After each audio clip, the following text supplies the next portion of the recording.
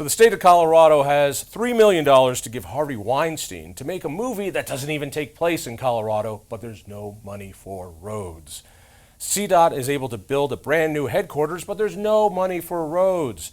We're putting out miles and miles of bike lanes, up to $100 million worth, but there's no money for roads. We can give rich white guys $7,000 cash to buy Teslas, but there's no money for roads. CDOT has their Mustang bus service to compete with Greyhound buses, but there's no money for roads.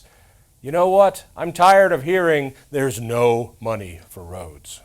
Hi, I'm John Caldera. I'm the proponent of Fix Our Damn Roads. This fall, you will have two choices on transportation. One, fixing and expanding our roads without a tax increase versus another one, which is mystery projects for a 21% sales tax increase.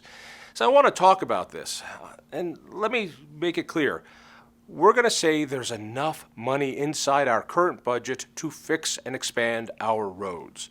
I'm going to explain that by showing that there's plenty of money inside our Taxpayer Bill of Rights limits, that there's a lot of money outside of our Taxpayer Bill of Rights limits, and beyond that, there's even more money coming in a windfall because of changes to tax policy. I'm also going to show that we haven't been spending money on roads. So let's get rolling with this. The first myth we need to bust is that Colorado is a low-tax state. It isn't. Colorado is 22nd in the nation for tax burden when you combine state taxes and local taxes together. And our local taxes are very high in this state. My wallet can't tell the difference between state taxes and local taxes. In other words, we've been paying a lot for transportation services, but not getting much. So we're going to take an interesting trip around the transportation issue. Unfortunately, that brings us right into the Tabor issue. That's the Taxpayer Bill of Rights. Now stay with me on this because it has a direct bearing on why we're not putting money into roads. Tabor says if you want to raise taxes or debt, you can do it as high as you want. You just ask for consent. And if you want to keep the money over the population and inflation limit, governments could do that too. They just have to ask for permission. Tabor has been a godsend for this state, and I want to show you why and how it's been misused for transportation. So Tabor started in 1992, and right off the bat, we brought in more money than the Tabor limit, about $3.2 billion, which got refunded back to us, the taxpayers. A lot of people said, no, we should keep that money in government. It's a good thing we didn't, because in 2001, we had a recession. And when we did that, because we kept our budget tight, thanks to Tabor, we didn't feel much pain. Other states like California went over a cliff and recalled a governor because of it. But now let's jump to 2005. We passed something called Referendum C. Referendum C said we're going to keep all the excess taxes that Tabor brings in, and we're going to raise that limit of population and inflation. We're going to bump up that floor. And it was working very well for the last few years, or the first few years, and we kept all that extra money. But you know what happened in 2008?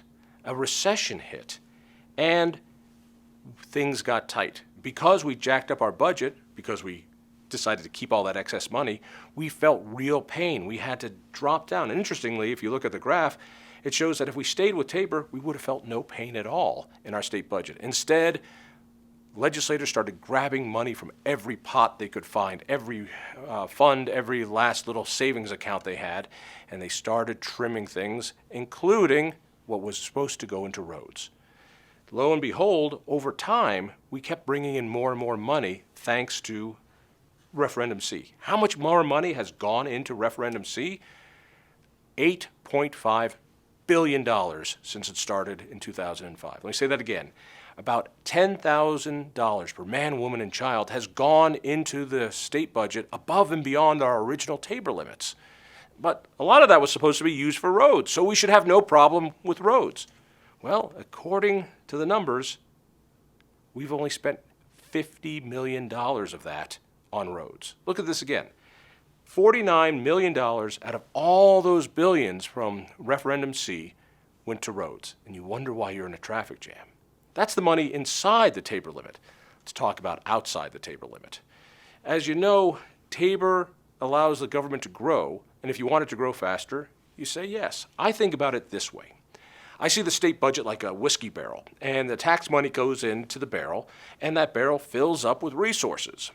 And when those resources start hitting the top, that there's no more time to fill, there's no more space to fill, then that's the Tabor limit. And if more money still comes in, it flows over the side and we get to hold our cup up and get a little whiskey back. That is, we get a refund back.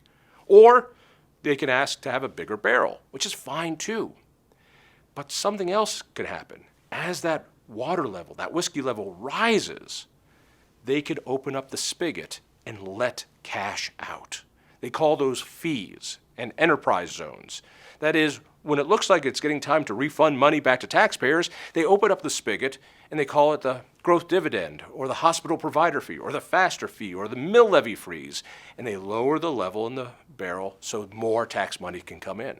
So not only is money growing inside the barrel, it's growing outside the barrel. It goes into this other barrel called enterprise zones. When we started, those enterprises were about half the size of what the regular budget is. Fast forward to today, that fund is now twice the size, growing to 3 times the size of what's in the normal budget. That normal budget, by the way, we get to elect people to decide where to spend it. This now huge bucket is done by people who are appointed. We don't have much control. How much money is going into all that? Take a look at this graph and it really shows you. We now have all that gray line is the money outside of Tabor that the state is spending. We're getting close to $35 billion a year going through our coffers. But we don't have any money for roads. We don't have any money for roads? How is that possible? Well, take a look at this. Here's all our spending from the general fund, and notice transportation funding has been flat for the last 10 years, right since referendum C. Or look at it this way. It used to be 10 years ago we spent 10% of our budget on roads. Now it's closer to 6%. Well, where's all the money going if it's not going to roads? This graph says it all. This is total Colorado state spending on different categories on the last 20 years. That bottom line is transportation spending. It's flatlined. It's not there. Everything else is growing and growing and growing. You might notice the one that's growing the fastest is Medicaid expansion. So about the same time, 2009, we expanded Medicaid to the point where 1 out of 4 Coloradans are on Medicaid. And we wonder why our roads aren't built. So we have all this money, but the legislature says no to roads, as if they want to make us frustrated with roads to pass a tax increase for it, which is really to fill the hole of Medicaid spending. It's a shell game, and I don't think people are going to fall for it. But there's something else that people don't quite realize. There's more money coming into the state than ever before thanks to the new Trump tax code. Now, this doesn't make sense at first, but let's think about it. On your federal forms, you come up with your federal taxable income. And on the state form, the very first line on your state income tax form says, take that amount of money, that federal taxable income from your federal form, start up your new form here in the state of Colorado, and multiply it by 4.63%. That's our flat tax rate, and that's what you owe. What people don't realize is under the new Trump tax codes, on the federal form, that federal taxable income goes up considerably. That is a lot fewer deductions and limited deductions, which means that number you carry over to your state taxes goes up a lot, which means tax revenues will come in. Interestingly, the Senate of Colorado voted to lower our tax rate to make it revenue neutral. The Colorado House blocked that. How much money is going to be coming in this new tax increase you never got to vote for? Legislative Council predicts in a few years it's going to be close to $900 million a year. We're suggesting that perhaps we should use that money to put into roads. Not even all of it, not even half of it. Less than 1/3 of that money will go to pay off the bonds under Fix Our Damn Roads. So when we hear that there'll be terrible cuts to the budget because of Fix Our Damn Roads, we laugh. We are in a position right now where we have $1.3 billion of excess revenue and hundreds of millions of dollars more.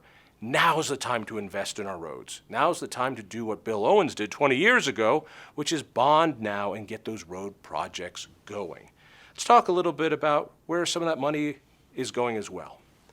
A lot of it is going into transit right now. Now that feels good, but how much is going into transit? I'm the former chairman of the RTD board, and I know that RTD in the Denver metro area carries about 3% of the population, 3% of the commuting population. How much money did they get? Last year, they got $2.2 billion in total allocations to carry 3% of the commutes. CDOT, which carries the commutes all over the state, got $1.4 billion. And you wonder why we're in a traffic jam, because we're spending our money elsewhere. Fix our damn roads is pretty simple. We took the top 66 projects on CDOT's Tier 1 list, and we said, if we bond, build these projects. In fact, those projects are listed not in some list off of our language, it's right in the language of the law. That is, if you vote yes for Proposition 109, these are the projects that get funded. There's no bait and switch. Where does the money come from? It comes from the legislature, just like we did under Bill Owens 20 years ago. Those bonds are now expired.